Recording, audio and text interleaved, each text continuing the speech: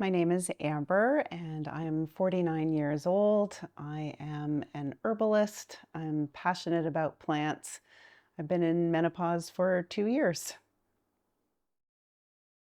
I think menopause is really interesting because it's something that you really only kind of recognize in the rearview mirror. Um, you don't know that you're in menopause until 1 year after your last cycle. And I knew that I was getting close because of my cycles shifting and changing. And I had had the classic symptoms of hot flashes and night sweats and some of the emotional, mental fluctuations. And previous to that, there was a fairly long run up of, I guess, perimenopausal symptoms that I also didn't fully recognize until much later into the process. So the recognition of where I was, I do feel happened a little bit like looking in the rearview mirror. I didn't know until I was already well into the process. And then of course, with the actual moment of menopause, it wasn't until that, okay, well now it's been 1 full year since I've had my period. I found it really surprising that my symptoms weren't the classic symptoms that I had been kind of told to expect. For me, what was really noticeable were the kind of musculoskeletal symptoms as well as the digestive symptoms, which weren't even on my radar until I started experiencing them. And I was wondering what the heck is going on? Why am I feeling this way? What's wrong with me? Getting worried that there was something wrong with me. And then it was only later that I realized that perimenopause and menopause and postmenopause, those sort of three phases as you transition from, fertile to no longer cycling, there's a whole host of changes and symptoms beyond just the classic hot flashes, night sweats, heart palpitations, anxiety. So that was probably the most surprising thing to me. And the most challenging symptoms, I think, were the musculoskeletal ones and the digestive ones. I learned that estrogen, particularly estradiol, is a really important regulator of inflammation in the body. And when estrogen declines, inflammation can sometimes escalate and be exacerbated. And so, arthralgia, which is a general kind of overall joint and muscle pain, is a really common symptom for many people going through late stage perimenopause and postmenopause. And so for me, that was a really big piece of the picture was this overall joint pain and feeling of kind of inflammation in the body. That was really concerning and upsetting for quite a long time because, again, I didn't know what was going on. I didn't know to associate it with changing and fluctuating hormones and declining estrogen. Um, and once I kind of figured that piece out, I was able to not worry and fret so much about it anymore. And then in terms of the digestive system, this was also something that completely caught me unawares. But declining estrogen can result in an increase in cortisol, in stress, which slows the digestive process down. Declining estrogen can also slow down activity in the colon, and so constipation is actually pretty common in late stage perimenopause and postmenopause. And so that was something else that was really concerning for me. All of a sudden, I found I went from having regular bowel movements to being really, really constipated. And it was so uncomfortable. And I went to my doctor. I didn't know I was experiencing quite a bit of discomfort and pain. And yeah, it wasn't again until much later when I looked back and understood just the role that estrogen plays in so many different organs and systems in the body that I realized this is part of the picture for me, these really significant digestive changes. I went through menopause when I was 48, which is fairly early compared to the average. So my perimenopausal symptoms started early as well. Again, when I look back, I realize that the earliest symptoms started probably in my late 30s when I had some changes in my cycle. And I went from having a fairly easy time menstruating with very little pain or discomfort to suddenly having a lot of pain, a lot of PMS symptoms. And then in my early to mid 40s is when I started noticing the more of the musculoskeletal pain and discomfort, but it was mostly noticeable um, probably in my mid to late 40s, and it lasted for maybe 3, 4 years. I also went through menopause during the pandemic and during a particularly stressful time in my life where I was looking to buy a home and move. So again, this sense of like only recognizing it by looking in the rearview mirror. So many of my symptoms in late stage perimenopause I attributed to stress. And for sure, that was a component of it, but it wasn't until I was kind of a little bit past it and through it that I looked back and I was like, oh, wait a minute. This is all unfolding while I'm going through this significant kind of transition with these fluctuating hormones. So, yeah, probably about, I would say between 2 and 4 years of experiencing kind of those symptoms. And then about 3 years ago, I started having my first hot flashes. And that also, because that's such a classic symptom, that's when it really fell into place. And I was like, oh, this is happening for me now. And then all of the other things that I had been experiencing started to make more sense once I had those kind of more classic experiences that you hear about in people's stories and in the movies and TV shows and things like that. I originally went to my doctor for the symptoms that I was experiencing, like the joint and muscle pain and the digestive issues that I still hadn't associated yet with perimenopause. It wasn't until probably fairly late in the perimenopause part of my journey that I realized this is likely what's happening to me. And then when I went to my doctor, he I love my doctor. He's a fantastic doctor. He wasn't dismissive, but his only comment was, it's a bit early. So it if it wasn't on his radar because in his mind, I was too young to be experiencing the symptoms, or that the symptoms that I was experiencing were related to changing hormones.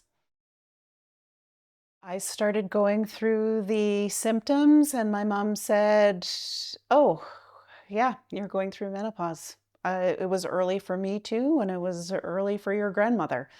And I was like, oh, okay, that would have been useful information to know. Like so many people, it's just not something that's really discussed. So, I mean, I knew that menopause is something that happened to my mom and my grandmother and my great grandmother, but they never really talked about it. So there wasn't any information or wisdom that was passed on to me, and it was just you know, um, going through the experience of it, and then my mom recognizing, well, yep, it happened to me, it's happening to you, and oh, by the way, it happened early for me as well. So that was really helpful because again, when I went to see my doctor and his only response was, well, it's a bit early for you. Well, it's a bit, he said that a few times on a couple of different visits. It's a bit early. And I was like, well, am I imagining it? Am I making it up? Like I'm pretty sure, like I know my body pretty well. Like I think this is what's happening to me.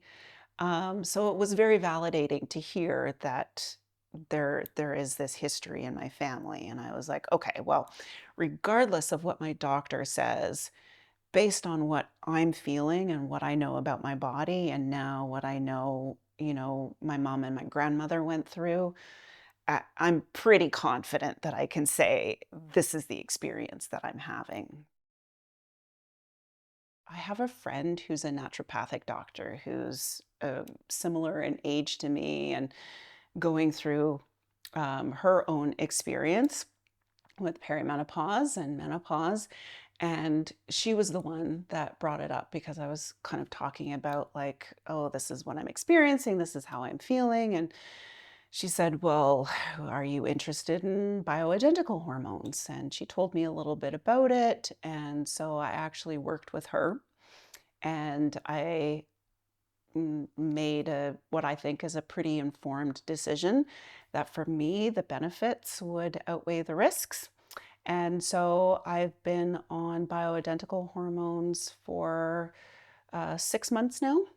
So I'm on estrogen cream applied topically to the skin in the morning, and then a progesterone cream applied topically in the evening, and then vaginal estrogen twice a week. The main reasons why I decided to go on hormone replacement therapy was for the protective benefits for cardiovascular health and bone density. Um, I I was experiencing hot flashes and night sweats, but I didn't find those symptoms to be unbearable. They were quite mild. And as somebody who runs cold in general, the hot flashes actually felt kind of fun and a little bit like a superpower because I'm like, I can go outside in a t-shirt when it's minus 30 degrees out. Like I've never been able to do that before. So for me, the reasons why I went on hormone therapy were for the protective benefits for, because there is the increased risk of heart disease and osteoporosis. Um, so the added benefit was it also improved the hot flashes, the night sweats. And I was very fortunate that the dose that was initially prescribed for me seems to be working just fine. I'm still, 6, 7 months in, I'm still at that same dose, and it seems to be working really well. I haven't noticed any um, negative side effects or adverse reactions. What I will say is that the joint pain is completely resolved, and the digestive issues have greatly, greatly improved as well. So I would say all around, for me, hormones have been very, very beneficial. It was a mix of emotions. It was a roller coaster of emotions. I knew to expect that there would be maybe increased irritability, anxiety, worry, and I did experience that. What I didn't expect or didn't know to expect was that there was also this sense of kind of strength and power and vitality. And I remember one moment in particular, like hanging up my laundry on the line, but feeling this surge of like kind of energy and vitality and feeling like powerful. Like, I'm like, I feel like I have a superpower. Um, and then the next moment I'd be like, oh, every joint and bone in my body is aching right now. And I just want to like take a hot bath and go to bed. So whenever those moments of energy and vitality and power, whenever I experience them, I really try to be present in those moments and savor them as long as they would last. And I feel like in terms of our understanding of menopause and perimenopause and the education and the information that's out there, there is a tendency to focus on maybe the more negative aspects, as we have a tendency to possibly like medicalize menopause. And so I hadn't really encountered too much information about there is also, the possibility of this sense of well-being, of vitality. And I do really think that that was part of the emotional roller coaster. And so I really tried to um, recognize the highs and savor the highs, as well as kind of move through the lows or the emotional volatility with as much grace as possible.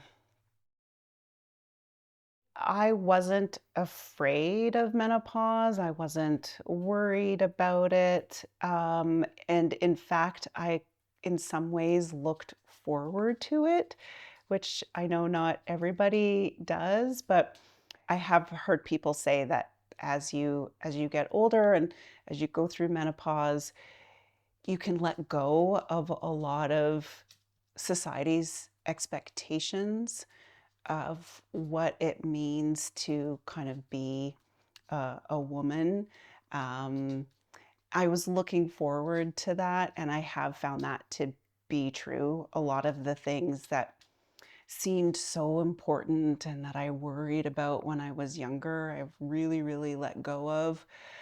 And people talk about, in your post-menopause years, there's this idea that you're less valuable in society.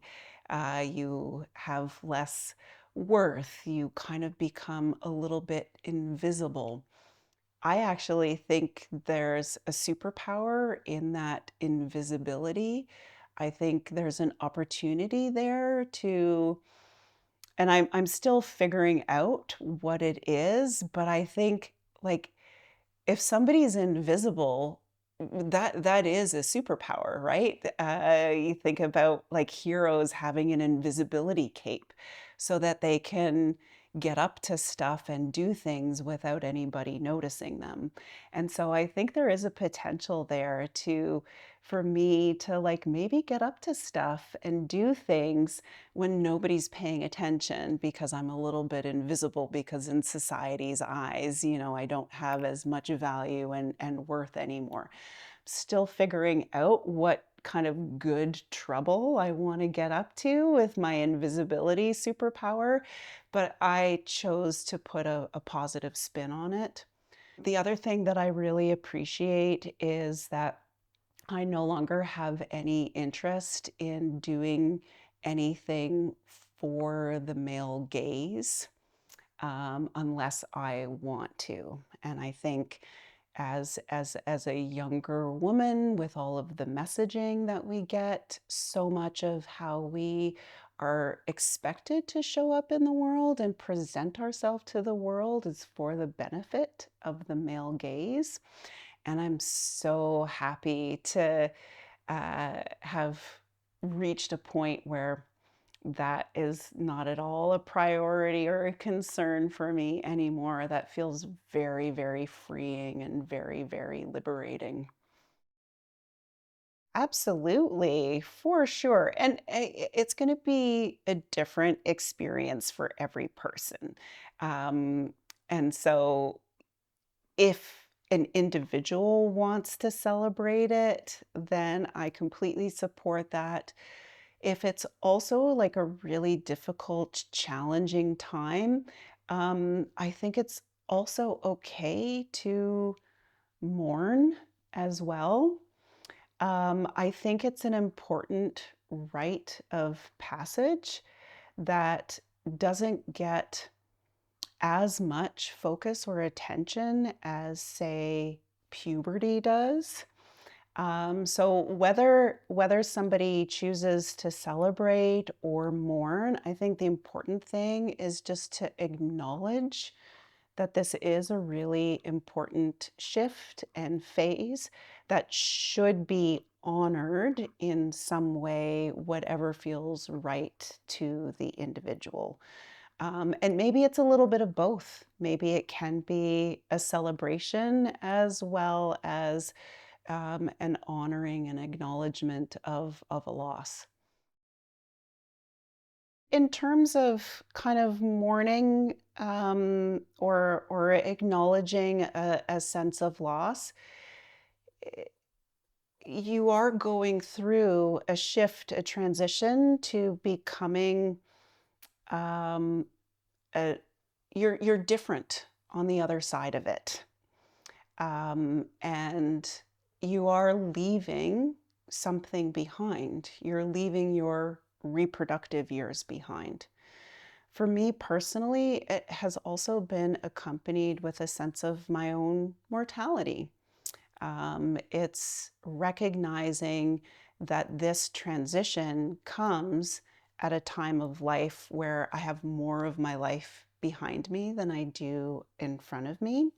So I think acknowledging that is important.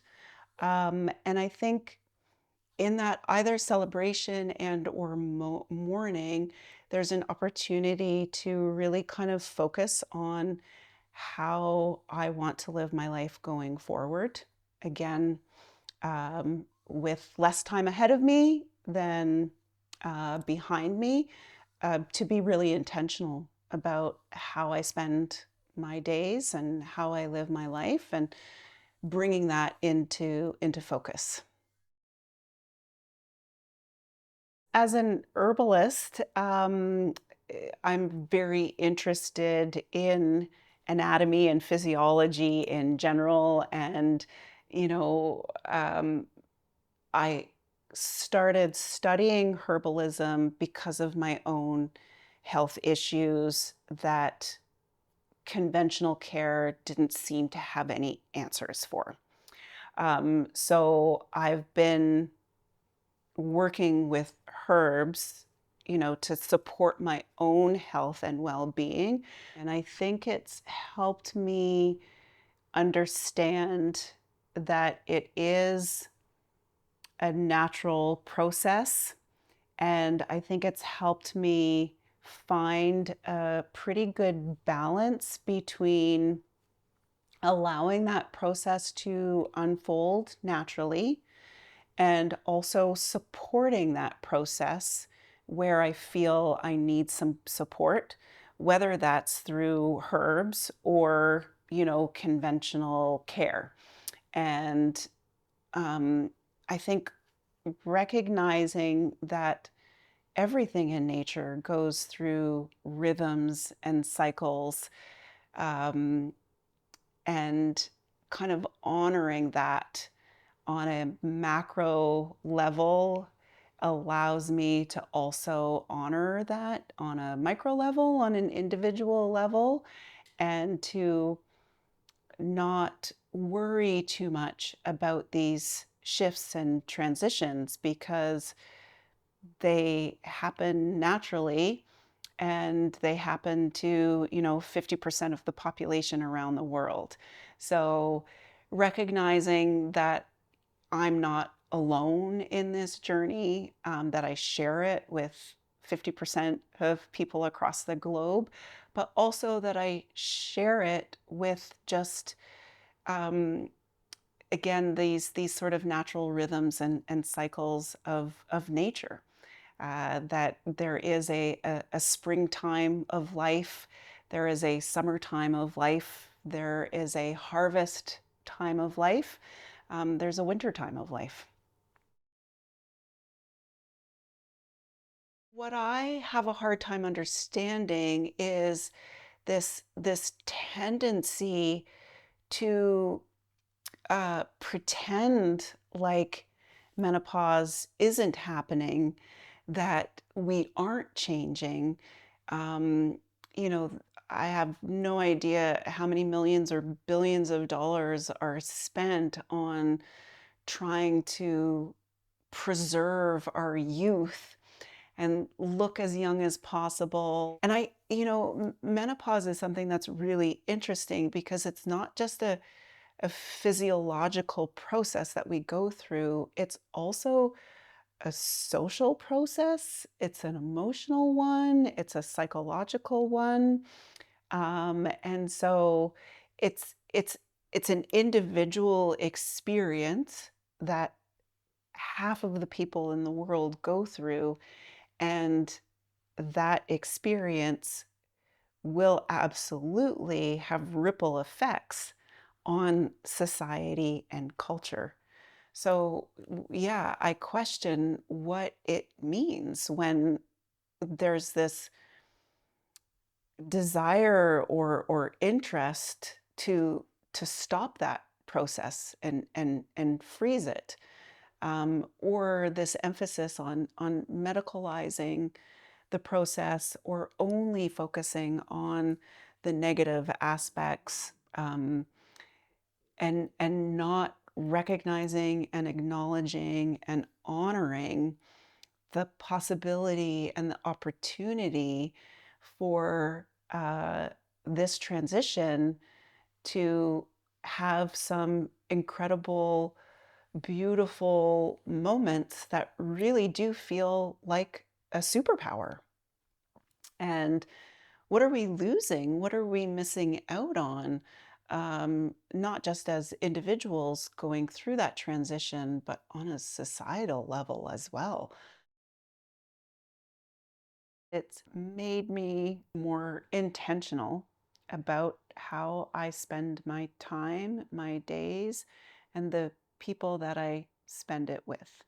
When I was young and single and in my 20s, I wanted to be out in the world. I wanted to socialize. I wanted as many contacts and friendships as I could possibly handle because I was exploring the world. I was exploring myself. I was becoming. And you do that by putting yourself out there and having as many different experiences as possible. Now I'm on the other side of that, and I've had those experiences. I know who I am. I know what is important to me. I know what relationships are important to me. People talk about menopause brain and the cognitive effects, the forgetfulness, the brain fog, which I don't think I've had that much of an experience of. And again, there's a tendency to medicalize that or see that as a negative. But what I learned listening to a podcast actually, where they talked about the effects of menopause on the brain, there's a pruning, which I think is a really nice way of putting it. There's a kind of pruning of cognitive connections where you're snipping off uh, things that don't matter as much anymore. And I see where I'm at in life as a little bit of a pruning, letting go of things that I don't need to spend my energy and my time on, and a recognition of what I do want to focus my energy and my time on, including the relationships that I want to be in, which I think ultimately at the end of the day are much richer and deeper and more meaningful and more profound than the relationships that I had as a young person, where it was just, have as many interactions and connections with people as possible to sort of, again, find out who you are and who your people are. I know who my people are now, and it's a nice place to be in. Perimenopause and menopause is so much more than just your period stopping and hot flashes and night sweats and heart palpitations. And um, I'm fascinated to understand the experiences of other people going through that transition and how unique it is for every individual. And I love hearing about other people's stories and what they experience. And I think there's something very comforting to know that it is incredibly diverse, because then I certainly felt less alone and I felt less like there was something wrong with me because, as I said, some of my early experiences were very much outside of what I had been taught to expect. And until I realized that those symptoms were part of the umbrella of perimenopause and menopause, I was worried that there was something wrong with me. And finally coming to the understanding that no, menopause is more than this, it can also include this, just helped me uh, accept what I was going through, understand it. This is an area that we should be talking about more, that everybody should have a much better understanding of, not just people going through it. Everybody who goes through menopause has, family and friends that they're surrounded by. And so the more that we can understand, the more that we can acknowledge and celebrate and mourn and just kind of experience, I think it's better for everybody.